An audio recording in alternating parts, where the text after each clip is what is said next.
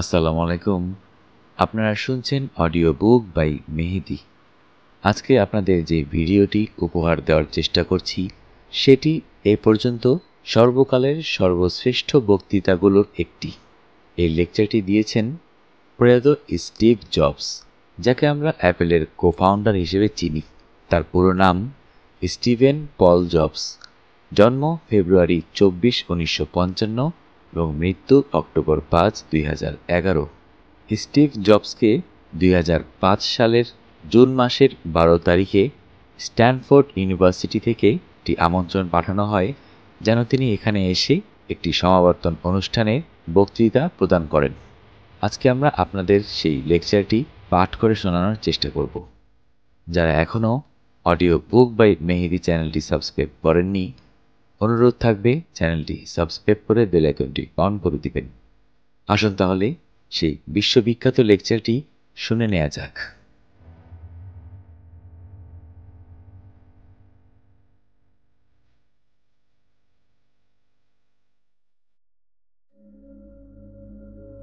প্রথমেই একটা সত্য কথা বলে নিই, আমি কখনোই বিশ্ববিদ্যালয়ে পাশ করিনি, তাই সমাবর্তন জিনিসটাতেও আমার কখনো কোনোদিন উপস্থিত হওয়ার প্রয়োজন পড়েনি।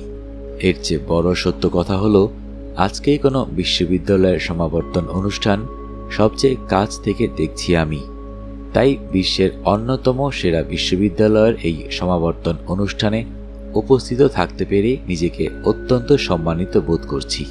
কোনো কথার ফুলঝুরি নয়, আজ স্রেফ 3টা গল্প বলবো আমি তোমাদের। আমার প্রথম গল্পটি কিছু বিচ্ছিন্ন বিন্দুকে এক সুতোয় বেঁধে ফেলার গল্প। ভর্তি হওয়ার 6 মাসের মাথাতেই রিড কলেজে পড়ালেখায় ক্ষান্ত দেই আমি। যদিও এরপরও সেখানে আমি প্রায় 1.5 বছর ছিলাম, কিন্তু সেটাকে পড়ালেখা নিয়ে থাকা বলে না। আচ্ছা, কেন আমি বিশ্ববিদ্যালয় ছাড়লাম? এর শুরু আসলে আমার জন্মেরও আগে। আমার আসল মা ছিলেন একজন অবিবাহিত তরুণী। তিনি তখন বিশ্ববিদ্যালয়ে পড়ছেন। আমার ভরণ পোষণের দায়িত্ব নেওয়া তার পক্ষে সম্ভব নয়। তিনি সিদ্ধান্ত নিয়েছিলেন আমাকে এমন কারো কাছে দত্তক দেবেন যাদের বিশ্ববিদ্যালয়ের ডিগ্রি আছে। সিদ্ধান্ত হলো এক আইনজীবী ও তার স্ত্রী আমাকে দত্তক নেবেন। কিন্তু একদম শেষ মুহূর্তে দেখা গেল ওই দম্পতির কারোরই বিশ্ববিদ্যালয়ের ডিগ্রি নেই। বিশেষ করে আইনজীবী ভদ্রলোক কখনো হাই স্কুলের গণ্ডি পেরোতে পারেননি। আমার মা তো আর কাগজপত্র সই করতে রাজি হন না। অনেক ঘটনার পর ওই দম্পতি প্রতিজ্ঞা করলেন তারা আমাকে অবশ্যই বিশ্ববিদ্যালয়ে পড়াবেন। তখন মায়ের মন একটু গলল। তিনি কাগজে সই করে আমাকে তাদের হাতে তুলে দিলেন। এর 17 বছর পরের ঘটনা। তারা আমাকে সত্যি সত্যি বিশ্ববিদ্যালয়ে ভর্তি করিয়েছিলেন, কিন্তু আমি বোকার মতো বেছে নিয়েছিলাম এমন এক বিশ্ববিদ্যালয়ে যার পড়ালেখার খরচ প্রায় তোমাদের এই স্ট্যানফোর্ডের সমান। আমার দরিদ্র মা বাবার সব জমানো টাকা আমার পড়ালেখার পেছনে চলে যাচ্ছিল। 6 মাসের মাথাতেই আমি বুঝলাম এর কোনো মানে হয় না। জীবনে কি করতে চাই সে ব্যাপারে আমার কোনো ধারণা নেই, এবং বিশ্ববিদ্যালয়ে পড়ালেখা এ ব্যাপারে কিভাবে সাহায্য করবে সেটাও বুঝতে পারছিলাম না। অথচ মা বাবার সারা জীবনের জমানো সব টাকা এই অর্থহীন পড়ালেখার পেছনে আমি ব্যয় করছিলাম। তাই আমি বিশ্ববিদ্যালয় ছাড়ার সিদ্ধান্ত নিলাম এবং মনে হলো যে এবার সবকিছু ঠিক হয়ে যাবে। সিদ্ধান্তটা ভয়াবহ মনে হলেও এখন আমি যখন পেছন ফিরে তাকাই তখন মনে হয় এটা আমার জীবনের অন্যতম সেরা সিদ্ধান্ত ছিল। বিশ্ববিদ্যালয় ছেড়ে দেওয়ার সঙ্গে সঙ্গেই আমি ডিগ্রির জন্য দরকারি কিন্তু আমার অপছন্দের কোর্সগুলো নেওয়া বন্ধ করে দিতে পারলাম। কোনো বাধ্যবাধকতা থাকলো না। আমি আমার আগ্রহের বিষয়গুলো খুঁজে নিতে লাগলাম। পুরো ব্যাপারটিকে কোনোভাবেই রোমান্টিক বলা যাবে না। আমার কোনো রুম ছিল না। বন্ধুদের রুমের ফ্লোরে ঘুমাতাম। ব্যবহৃত কোকের বোতল ফেরত দিয়ে আমি 5 সেন্ট করে কামাই করতাম, যেটা দিয়ে খাবার কিনতাম। প্রতি রোববার রাতে আমি 7 মাইল হেঁটে হরে কৃষ্ণ মন্দিরে যেতাম শুধু একবেলা ভালো খাওয়ার জন্য। এটা আমার খুবই ভালো লাগতো। এই ভালো লাগাটা ছিল গুরুত্বপূর্ণ। রিড কলেজে সম্ভবত দেশের সেরা ক্যালিগ্রাফি শেখানো হতো। সে সময় ক্যাম্পাসে সাটা পোস্টার সহ সবকিছুই করা হতো চমৎকার হাতের লেখা দিয়ে। আমি যেহেতু আর স্বাভাবিক পড়ালেখার মাঝে ছিলাম না, তাই যে কোনো কোর্সেই চালিয়ে নিতে পারতাম। আমি ক্যালিগ্রাফি কোর্সে ভর্তি হয়ে গেলাম। শেরিফ ও সেন্ট শেরিফের বিভিন্ন অক্ষরের মধ্যে স্পেস কমানো বাড়ানো শিখলাম। ভালো টাইপোগ্রাফি কিভাবে করতে হয় সেটা শিখলাম। ব্যাপারটা ছিল সত্যি দারুণ সুন্দর। ঐতিহাসিক বিজ্ঞানের ধরাছোঁয়ার বাইরে একটা আর্ট। আমি এর মধ্যে মজা খুঁজে পেলাম। এই ক্যালিগ্রাফি জিনিসটা কোনোদিন বাস্তব জীবনে আমার কাজে আসবে এটা কখনো ভাবিনি। কিন্তু 10 বছর পর আমরা যখন আমাদের প্রথম ম্যাকিনটশ কম্পিউটার ডিজাইন করি, তখন এর পুরো ব্যাপারটাই আমার কাজে লাগলো। ওটাই ছিল প্রথম কম্পিউটার যেটায় চমৎকার টাইপোগ্রাফির ব্যবহার ছিল। আমি যদি সেই ক্যালিগ্রাফি কোর্সটা না নিতাম, তাহলে ম্যাক কম্পিউটারে কখনো নানা রকম অক্ষর এবং আনুপাতিক দূরত্বের অক্ষর থাকতো না। আর যেহেতু উইন্ডোজ ম্যাকের এই ফন্ট সরাসরি নকল করেছে, তাই বলা যায় কোনো কম্পিউটারেই এ ধরনের ফন্ট থাকতো না। আমি যদি বিশ্ববিদ্যালয় না ছাড়তাম, তাহলে কখনোই আমি ওই ক্যালিগ্রাফি কোর্সে ভর্তি হতাম না, এবং কম্পিউটারে হয়তো কখনো এত সুন্দর ফন্ট থাকতো না। অবশ্য বিশ্ববিদ্যালয়ে থাকা অবস্থায় এসব বিচ্ছিন্ন ঘটনাকে এক সুতোয় বাঁধা অসম্ভব ছিল। কিন্তু 10 বছর পর পেছনে তাকালে এটা ছিল খুবই পরিষ্কার একটা বিষয়। আবার তুমি কখনোই ভবিষ্যতের দিকে তাকিয়ে বিচ্ছিন্ন ঘটনাগুলোকে এক সুতোয় বাঁধতে পারবে না। এটা কেবল পিছনে তাকিয়েই সম্ভব। অতএব তোমাকে বিশ্বাস করতেই হবে বিচ্ছিন্ন ঘটনাগুলো একসময় ভবিষ্যতে গিয়ে একটা অর্থবহ জিনিসে পরিণত হবেই। তোমার ভাগ্য, জীবন, কর্ম, কিছু না কিছু একটার উপর তোমাকে বিশ্বাস রাখতেই হবে। এটা কখনোই আমাকে ব্যর্থ করেনি, বরং উল্টোটা করেছে। আমার দ্বিতীয় গল্পটি ভালোবাসার হারানোর গল্প। আমি খুব ভাগ্যবান ছিলাম, কারণ জীবনের শুরুতেই আমি যা করতে ভালোবাসি তা খুঁজে পেয়েছিলাম। আমি খুব ভাগ্যবান ছিলাম, কারণ জীবনের শুরুতেই আমি যা করতে ভালোবাসি তা খুঁজে পেয়েছিলাম। আমার বয়স যখন 20, তখন আমি আর ও দুজনে মিলে আমাদের বাড়ির গ্যারেজে অ্যাপেল কোম্পানি শুরু করেছিলাম। আমরা পরিশ্রম করেছিলাম ফাটাফাটি, তাই তো দুজনের সেই কোম্পানি 10 বছরের মাথায় 4000 কর্মচারীর $2 বিলিয়ন কোম্পানিতে পরিণত হয়। আমার বয়স যখন 30, তখন আমরা আমাদের সেরা কম্পিউটার ম্যাকিনটশ বাজারে ছেড়েছি। এর ঠিক 1 বছর পরের ঘটনা। আমি অ্যাপল থেকে চাকরিচ্যুত হই। যে কোম্পানির মালিক তুমি নিজেই, সেই কোম্পানি থেকে কিভাবে তোমার চাকরি চলে যায়? মজার হলেও আমার ক্ষেত্রে সেটা ঘটেছিল। প্রতিষ্ঠান হিসেবে অ্যাপল যখন বড় হতে লাগলো, তখন কোম্পানিটি ভালোভাবে চালানোর জন্য এমন একজনকে নিয়োগ দিলাম যে আমার সঙ্গে কাজ করবে। 1 বছর ঠিকঠাক মতো কাটলেও এরপর থেকে তার সঙ্গে আমার মতের অমিল হতে শুরু করল। প্রতিষ্ঠানের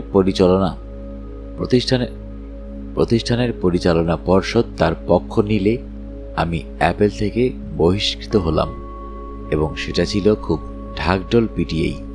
তোমরা বুঝতেই পারছো ঘটনাটা আমার জন্য কেমন হতাশার ছিল। আমি সারা জীবন যে জিনিসটার পেছনে খেটেছি সেটাই আমার আর রইল না। সত্যি এরপরের কয়েক মাস আমি দিশেহারা অবস্থায় ছিলাম। আমি ডেভিড প্যাকার্ড ও বব নয়েসের সঙ্গে দেখা করে পুরো ব্যাপারটার জন্য ক্ষমা চাইলাম। আমাকে তখন সবাই চিনত, তাই এই চাপ আমি আর নিতে পারছিলাম না। মনে হতো ছেড়ে পালিয়ে যাই। কিন্তু সেই সঙ্গে আরেকটা জিনিস আমি বুঝতে পারলাম, আমি যা করছিলাম সেটাই আমি সবচেয়ে বেশি ভালোবাসি। চাকরিচ্যুতির কারণে কাজের প্রতি আমার ভালোবাসা এক বিন্দু কমেনি, তাই আমি আবার একেবারে গোড়া থেকে শুরু করার সিদ্ধান্ত নিলাম।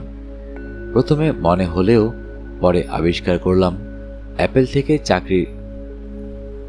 থেকে চাকরিচ্যুতিটা ছিল আমার জীবনের সবচেয়ে ভালো ঘটনা।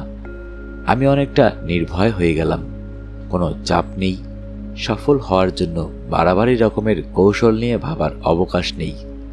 আমি প্রবেশ করলাম আমার জীবনের সবচেয়ে সৃজনশীল অংশে। পরবর্তী 5 বছরে নেক্সট ও পিকচার নামে দুটো কোম্পানি শুরু করি। আমি তখন প্রেমে পড়ি এক অসাধারণ মেয়ের, যাকে পরে বিয়ে করি। পিকচার থেকে আমরা পৃথিবীর প্রথম কম্পিউটার অ্যানিমেশন ছবি টয় স্টোরি তৈরি করি। আর এখন তো পিকচারকে সবাই চেনে, পৃথিবীর সবচেয়ে সফল অ্যানিমেশন স্টুডিও। এরপর ঘটে কিছু চমৎকার ঘটনা। অ্যাপল নেক্সটকে কিনে নেয় এবং আমি অ্যাপেলে ফিরে আসি। আর লরেনের সঙ্গে চলতে থাকে আমার চমৎকার সংসার জীবন।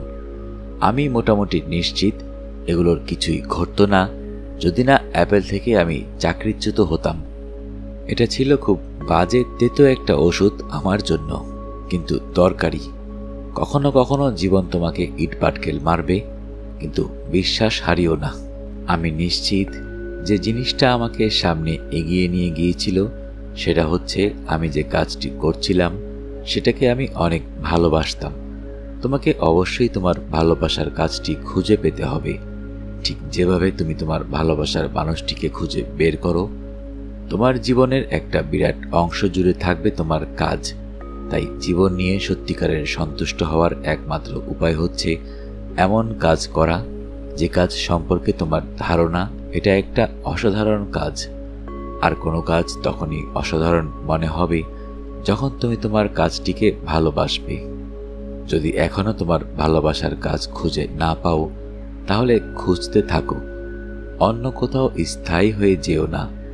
তোমার মনই তোমাকে বলে দেবে যখন তুমি তোমার ভালোবাসার কাজটি খুঁজে পাবে। যে কোনো ভালো সম্পর্কের মতোই তোমার কাজটি যতই তুমি করতে থাকবে, সময় যাবে ততই ভালো লাগবে। সুতরাং খুঁজতে থাকো যতক্ষণ না ভালোবাসার কাজটি পাচ্ছ। অন্য কোনোখানে নিজেকে স্থায়ী করে ফেলো না। আমার শেষ গল্পটির বিষয় মৃত্যু।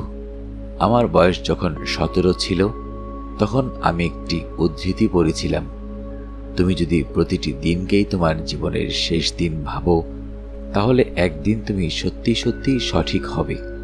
এ কথাটা আমার মনে গভীরভাবে রেখাপাত করেছিল এবং সেই থেকে গত 33 বছর আমি প্রতিদিন সকালে আয়নার সামনে দাঁড়িয়ে নিজেকে জিজ্ঞেস করি, আজ যদি আমার জীবনের শেষ দিন হতো, তাহলে আমি কি যা যা করতে যাচ্ছি আজ তাই করতাম, নাকি অন্য কিছু করতাম? যখনই এই প্রশ্নের উত্তর একসঙ্গে কয়েকদিন না হতো, আমি বুঝতাম আমার কিছু একটা পরিবর্তন করতে হবে। পৃথিবী ছেড়ে আমাকে একদিন চলে যেতে হবে। এই জিনিসটা মাথায় রাখার ব্যাপারটাই জীবনে আমাকে বড় বড় সব সিদ্ধান্ত নিতে সবচেয়ে বেশি সাহায্য করেছে। কারণ প্রায় সবকিছুই যেমন সব অতি প্রত্যাশা, সব গর্ব, সব লাজ লজ্জা আর ব্যর্থতার গ্লানি মৃত্যুর মুখে হঠাৎ করেই সব নেই হয়ে যায়। টিকে থাকে শুধু সেটাই যা সত্যিই গুরুত্বপূর্ণ। তোমার কিছু হারানোর আছে। আমার জানা মতে চিন্তা দূর করার সবচেয়ে সহজ উপায় হচ্ছে সবসময় মনে রাখা যে একদিন তুমি মরে যাবে। তুমি খোলা বইয়ের মতো উন্মুক্ত হয়েই আছো। তাহলে কেন তুমি সেই পথে যাবে না যে পথে তোমার মন যেতে বলছে? তোমাকে প্রায় 1 বছর আগের এক সকালে, তাহলে কেন তুমি সেই পথে যাবে না যে পথে তোমার মন যেতে বলছে তোমাকে? প্রায় 1 বছর আগের এক সকালে আমার ক্যান্সার ধরা পড়ে। ডাক্তারদের ভাষ্যমতে এর থেকে মুক্তির কোনো উপায় নেই। প্রায় নিশ্চিতভাবে অনারোগ্য এই ক্যান্সারের কারণে তারা আমার আয়ু বেঁধে দিলেন 3 থেকে 6 মাস। উপদেশ দিলেন বাসায় ফিরে যেতে, যেটার সোজাসাপটা মানে হচ্ছে বাসায় গিয়ে মৃত্যুর জন্য প্রস্তুত হও। এমনভাবে জিনিসটা ম্যানেজ করো যাতে পরিবারের সবার জন্য বিষয়টা যথাসম্ভব কম বেদনাদায়ক হয়। সারাদিন পর সন্ধ্যায় আমার একটা বায়োপসি হলো। তারা আমাকে গলার ভেতর দিয়ে একটা এন্ডোস্কোপ নামিয়ে দিয়ে পেটের ভেতর দিয়ে গিয়ে টিউমার থেকে সুই দিয়ে কিছু কোষ নিয়ে এলেন। আমাকে অজ্ঞান করে রেখেছিলেন, তাই কিছুই দেখিনি। কিন্তু আমার স্ত্রী পরে আমাকে বলেছিল, চিকিৎসকেরা যখন এন্ডোস্কোপি থেকে পাওয়া কোষগুলো মাইক্রোস্কোপের নিচে রেখে পরীক্ষা করা শুরু করলেন, তখন তারা কাঁদতে শুরু করেছিলেন, কারণ আমার ক্যান্সার এখন যে অবস্থায় আছে তা সার্জারির মাধ্যমে চিকিৎসা সম্ভব। আমার সেই সার্জারি হয়েছিল এবং দেখতেই পাচ্ছ এখন আমি সুস্থ। কেউই মরতে চায় না, এমনকি যারা স্বর্গে যেতে চায় তারাও সেখানে যাওয়ার জন্য তাড়াতাড়ি মরতে চায় না। কিন্তু মৃত্যুই আমাদের গন্তব্য। এখন পর্যন্ত কেউ এটা থেকে বাঁচতে পারেনি। এমনই তো হওয়ার কথা, কারণ মৃত্যুই সম্ভবত জীবনের অন্যতম প্রধান আবিষ্কার। এটা জীবনের পরিবর্তনের এজেন্ট। মৃত্যু পুরনোকে জেরে ফেলে নতুন শিশুর জন্য জায়গা করে দেয়। এই মুহূর্তে তোমরা হচ্ছ নতুন, কিন্তু খুব বেশি দূরে নয় যেদিন তোমরা পুরনো হয়ে যাবে এবং তোমাদের ঝেড়ে ফেলে দেওয়া হবে। আমার অতি নাটকেপনার জন্য দুঃখিত, কিন্তু এটাই আসল সত্য। তোমাদের সময় সীমিত, কাজেই কোনো মতবাদের ফাঁদে পড়ে, অর্থাৎ অন্য কারো চিন্তা ভাবনার ফাঁদে পড়ে অন্য কারো জীবনযাপন করে নিজের সময় নষ্ট করো না। যাদের মতবাদে তুমি নিজের জীবন চালাতে চাচ্ছ তারা কিন্তু অন্যের মতবাদে চলেনি, নিজের মতবাদেই চলেছে। তোমার নিজের ভেতরের কণ্ঠকে অন্যদের শেকলে শৃঙ্খলিত করো না। আর সবচেয়ে গুরুত্বপূর্ণ কথা হলো, নিজের মন আর ইনটিউশনের মাধ্যমে নিজেকে চালানোর সাহস রাখবে। ওরা যেভাবেই হোক এরই মধ্যে জেনে ফেলেছে তুমি আসলে কি হতে চাও। এছাড়া আর যা বাকি থাকে সবই খুব গৌণ ব্যাপার। আমি যখন তরুণ ছিলাম তখন দি হোল আর্থ ক্যাটালগ নামের অসাধারণ একটা পত্রিকা প্রকাশিত হতো, যেটা কিনা ছিল আমাদের প্রজন্মের বাইবেল। এটা বের করতেন স্টুয়ার্ট ব্র্যান্ড নামের এক ভদ্রলোক। তিনি তার কবিত্ব দিয়ে পত্রিকাটিকে জীবন্ত করে তুলেছিলেন। স্টুয়ার্ট ও তার টিম পত্রিকাটির অনেক সংখ্যা বের করেছিলেন। 70-এর দশকের মাঝামাঝি সময়ে আমার বয়স যখন ঠিক তোমাদের বয়সের কাছাকাছি, তখন পত্রিকাটির শেষ সংখ্যা প্রকাশিত হয়। বিদায়ী সেই সংখ্যায় শেষ পাতায় ছিল একটা ভোরের ছবি, আর তার নিচে লেখা ছিল, ক্ষুধার্ত থেকো, বোকা থেকো। এটা ছিল তাদের বিদায়কালের বার্তা। ক্ষুধার্ত থেকো, বোকা থেকো। এবং আমি নিজে সবসময় এটা মেনে চলার চেষ্টা করেছি। আজ তোমরা যখন বিশ্ববিদ্যালয়ের গণ্ডি ছেড়ে আরো বড় নতুন একটা জীবনে প্রবেশ করতে যাচ্ছ, আমি তোমাদেরও এটা মেনে চলার আহ্বান জানাচ্ছি। ক্ষুধার্ত থেকো, বোকা থেকো। আপনাদের সবাইকে অনেক অনেক ধন্যবাদ। আপনাদের সবাইকেও ধন্যবাদ এই উপস্থাপনাটি মনোযোগ দিয়ে শোনার জন্য। যারা এখন পর্যন্ত চ্যানেলটি সাবস্ক্রাইব করেননি, অনুগ্রহ থাকবে চ্যানেলটি সাবস্ক্রাইব করে বেল আইকনটি অন করে দিবেন। বরাবরের মতোই আমি মোহাম্মদ মেহেদী হাসান ছিলাম আপনাদের সাথে। সবাই ভালো থাকবেন, সুস্থ থাকবেন এবং বেশি বেশি করে বই পড়বেন, কারণ বইয়ের চেয়ে ভালো বন্ধু আর হয় না।